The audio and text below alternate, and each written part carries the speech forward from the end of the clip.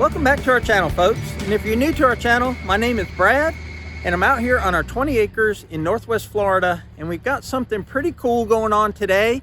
I took the day off work to meet the plumber because today Piney Grove is getting its very first ever septic tank. And that's probably a lot more exciting for us than it is for you, but we're going to document this progress and show you what we're doing here. I'm going to do my best to explain it and walk around and show you the process. Stay tuned, this one should be interesting, or at least interesting for us. Got a Cat 305.5E excavator. Digging out the hole for the septic tank. And then the lines are gonna run from the excavator to where the truck that's holding the septic tank is. There's gonna be 3 drain lines that run almost to the pole barn. So the guys that did HVAC didn't really do us any favors here when they put our HVAC in. So you can see right there is the septic line coming out of the house, and they had to dig up under the HVAC, and then they're going to go behind this gentleman standing here. They're going to go over to where the excavator is digging, and that's where our septic tank's going to be, right there. I don't know how many gallons the septic tank is,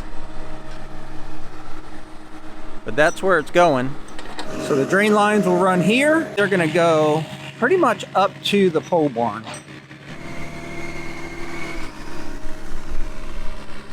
And there is no wasted effort or wasted motion with this excavator.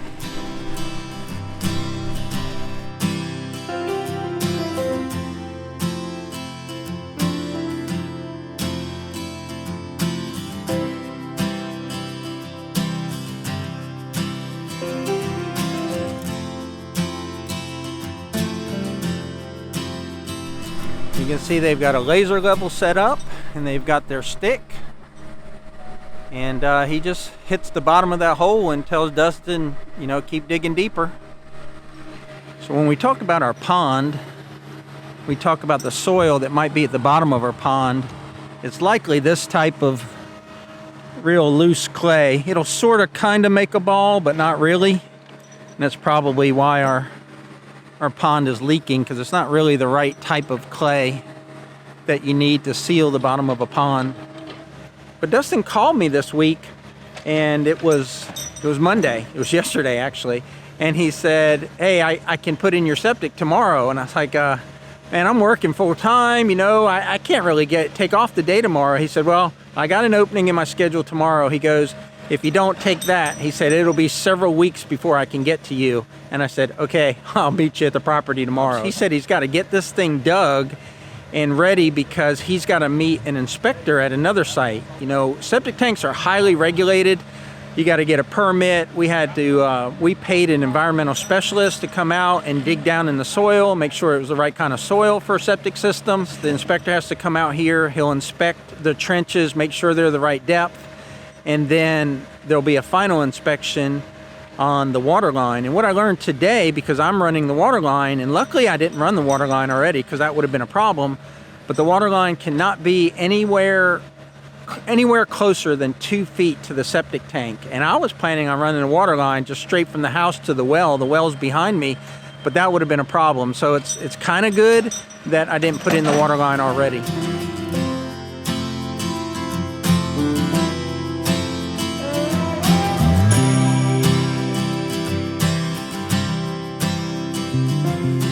These little tunnels go at the bottom of the drain field, and the liquids from your septic tank will travel downhill through these tunnels, and dirt will be on top of this. This thing will be 2, 3, 4 feet underground. I'm not sure exactly how much, whatever the specs say on the permit. All these cavities in here allow that fluid to flow, and then it just seeps into the ground.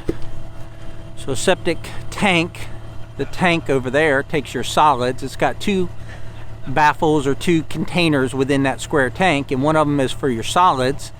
And when your solids fill up one baffle or one section, then the liquids flow into the other section, and then the pipe coming out of the second section will go into this drain field and go into that little space right there. And then all that will just flow downhill, and there'll be 3 sets of these, I think, when it's all said and done.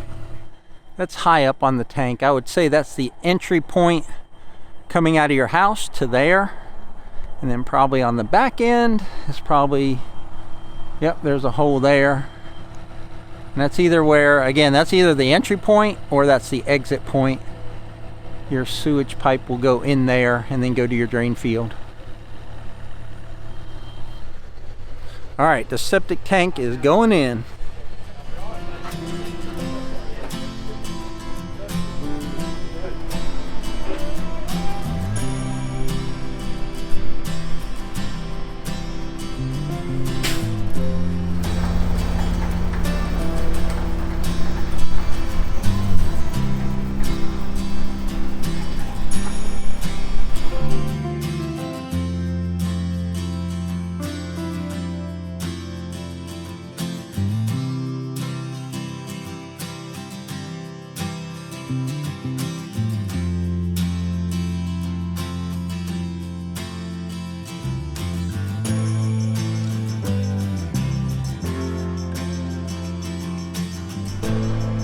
So this side would be the entry into the tank.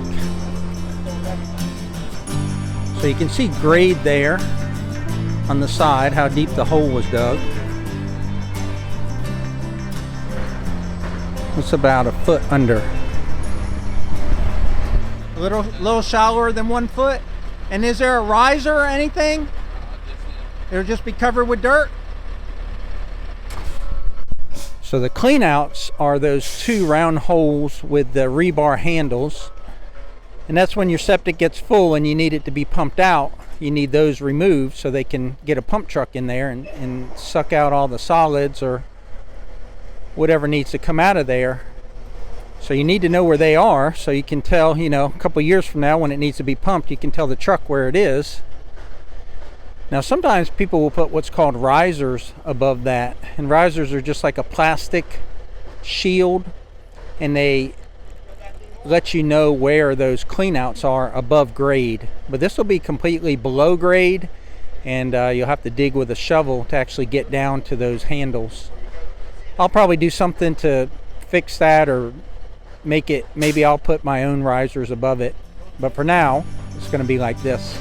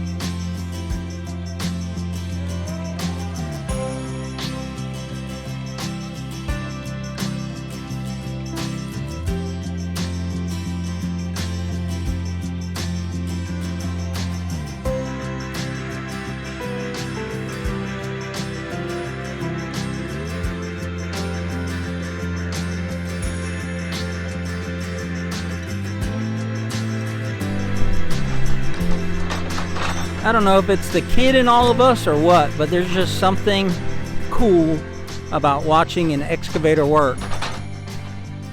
Especially someone that's a really good operator. Like, there's no wasted movement. If that bucket is moving, it's got a purpose, and the purpose is to move dirt. His feet are moving the tracks while his hands are moving the boom and the bucket. Using an excavator is hard enough, but being able to move the tracks, move the house, and articulate the bucket and the boom, I can't do it. I mean, I've been trying and I've been practicing, but it's too much going on for me.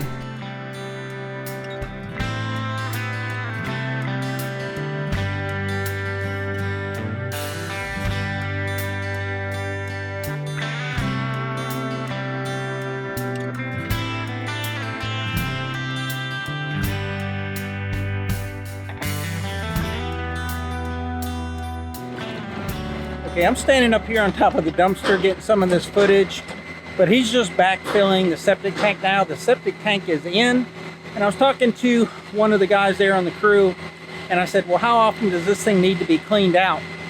And he said about every 5 years. He said the solids are on one side, like I explained earlier. They go to the liquids on the other side, then the liquids go to your drain field. He said, but then there's a screen before your liquids go out into your drain field in the pipe. You should clean that screen once a year. I'm thinking, I don't want to clean that screen once a year. That doesn't sound like a very fun job. That sounds like a job for Mike Rowe, a dirty job.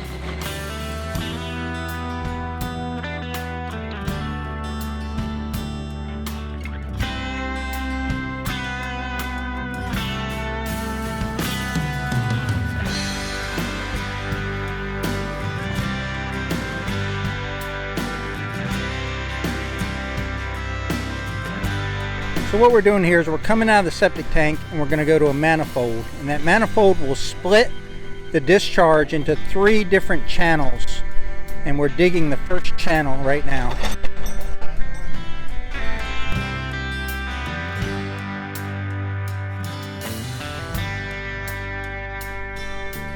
So we keep working on this first bay, or this first drain field here. And I guess he's going to do 3 different lines. I was thinking he was going to open all the ground up, but I think he's just going to do enough to put the drain field in, and then he'll dig another channel to the left of the camera, and then another channel even farther to the left, closer to the mega shed. Well, I think the end of the drain field will be the end of the plastic that's laid out. So right where the dozer blade is now on the excavator should be the end of the drain field. And you can see we got good separation on that oak tree to the right. All right, so what we're doing here is we're starting the second channel for the drain field. So he said there's about a 2-foot separation between the 2 channels. So this is number 2, and then we'll have channel number 3, and that will be the drain field. So you can see it's a simple process. You know, crap flows downhill, water flows downhill, but it's always easy when someone else is doing the work. This thing has to be precise, because if there's any backup along the way as it's going down that drain field, then you're going to have problems, right? And this is something you do once in a lifetime on a septic. You may have to clean out the tank every 5 years or so, and maybe do some annual maintenance, maybe put some enzymes or something in your septic tank. But as far as this drain field, this is once in a lifetime. So they got to get it right, and they are dialed in with that laser level, and they're getting it 1/8 of an inch of perfection as they get that thing sloping to the north, which would be towards the pole barn.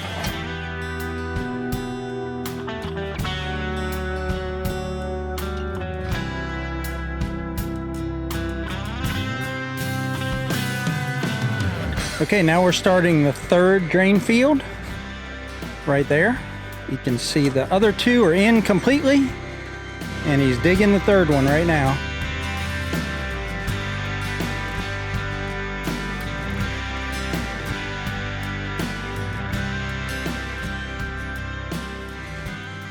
So I saw the permit and I saw the layout of the septic, and I didn't think the ground really was large enough, or this area was large enough for the septic. But now as I see it going in, it obviously is large enough, and you know, the permit and all that was right and the drawing was right. But yeah, I was kind of skeptical we could get 3 drain fields in here, but it's working out pretty good.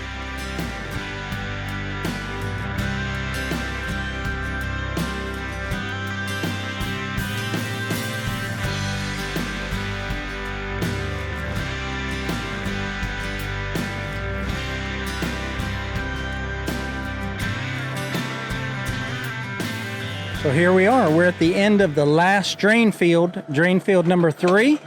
He's digging the last section out. I think we're right around 11 o'clock, and we have a 12:30 inspection with whoever inspects that this is installed correctly. I don't think it's a county inspector, I think it's a state inspector. So what we got here is the plumbers have to dig up under the HVAC, because that white pipe right there is the septic line coming out of the house, and then that'll flow where he's shoveling here over to the actual septic tank. But the HVAC guys didn't do us any favors by covering up that pipe with this unit. All right, we're doing the manifold now. 1 pipe becomes 3 pipes, or 3 drain fields.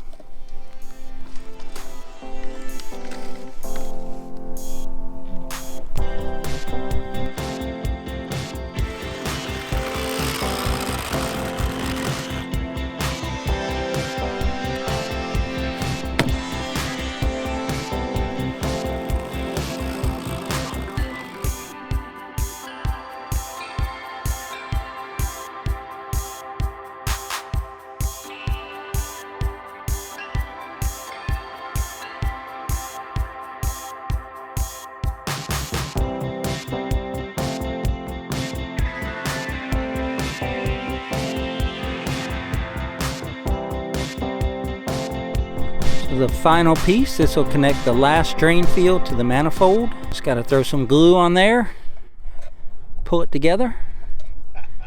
We got the inspector waiting, so there's no pressure. No pressure at all. We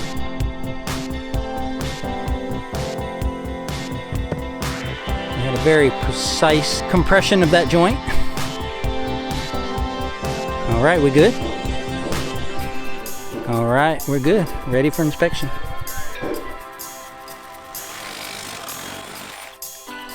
Okay, so we've passed the inspection and we've used some spray foam spray foam, sealing foam around the 2 cleanouts of the septic tank. And we've started the backfill. So the only thing we have left is I got to run a water line from the left side of the AC, the HVAC there, and I got to be 2 feet away from the septic tank. So we talked to the inspector, and we figured out a good route for the water line. And then once I put the water line in, I leave it exposed, and he comes out for a final inspection. Okay, I didn't record it, but we passed the final inspection. The inspector came out here and he checked a whole bunch of grades. He went inside the house and made sure it was the right number of bedrooms. He put a level on certain areas. We used the laser level, and he checked all of the drain fields, marked off everything. He checked the distance to the well and the distance to the end of the shed. Just all of these setback distances that are part of having a septic permit or part of having a septic. He checked all them, and we got a clean bill of health. Everything's good to go. So we're starting to backfill the drain fields now, and we've sealed the top of the septic tank. There's a clean out there by the HVAC. You'll see a Y type of clean out there. This thing's pretty much installed. Now we just have to button it up. And after they're done backfilling, I'll put some T-posts around there to keep people from driving over it. We have a working septic now, even though we don't have water to the house. It's always easier to fill in a trench than to dig a trench. So he's already got this about 1/3 filled in just a couple minutes. So we're doing the final backfill around the septic tank and the drain field that was the closest to the house. And you see the tank is still exposed. We filled by hand around the HVAC over there and packed that in a little bit. Here's the manifold, about half covered. Better get out of his way. I think he's going to get on the other side of this and push it.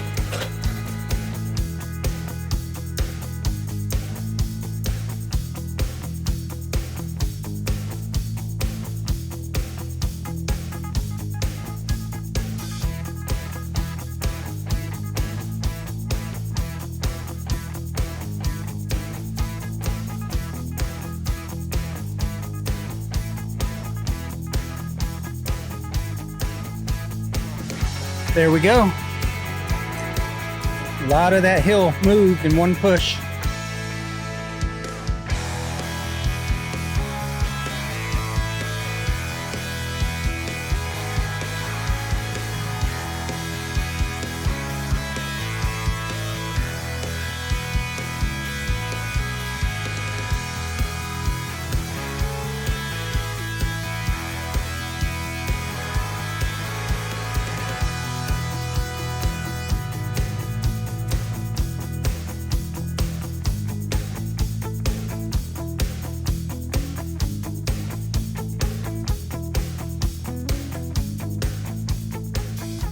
So I asked Dustin if he wanted me to get the tractor and backblade that and get it smooth.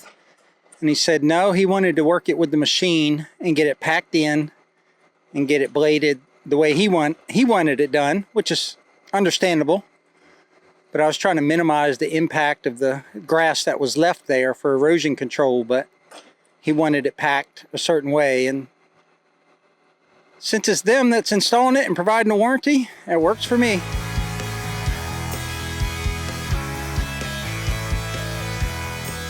All right, folks, behind me you see a completed 1,050 gallon septic system with the 3 drain fields that we've been showing throughout this process.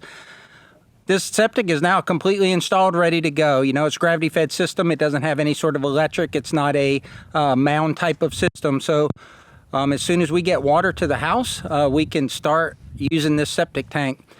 Now, what does something like this cost? The original estimate was for $3,700, but that was back in 2021. It's taken a while to get to this point to where we could install this tank. So today's price was $4,400. I was talking to Dustin just a minute ago when I stroked that check out, and I was writing it out, and I said, man, that's kind of stinky that it's a little bit more expensive than what we talked about last year, but I understand with the price of everything going up, inflation is real. And he said, if you called today and ordered this same exact septic tank, he said it would be $5,000. So that's what it cost. This is a 1,600 square foot house with 2 bathrooms, 2 bedrooms, and septic tanks are based on the amount of bedrooms you have. The inspector actually went in the house and looked and counted the bedrooms to be sure on his checklist. And that's the size tank and the size system that this size house needs. So obviously a bigger house needs a bigger system, or a house with more bedrooms and more bathrooms needs a bigger system, therefore it will cost more. But that's what we've got. We've got another thing checked off here at Piney Grove. So hopefully you enjoyed today's video. I learned a lot today. I've never installed a septic tank before. Hopefully you enjoyed this and maybe you learned something too. If you did, please click that like button, subscribe if you haven't already, and share with your friends. Otherwise, we'll catch you on the next one. Take care, y'all.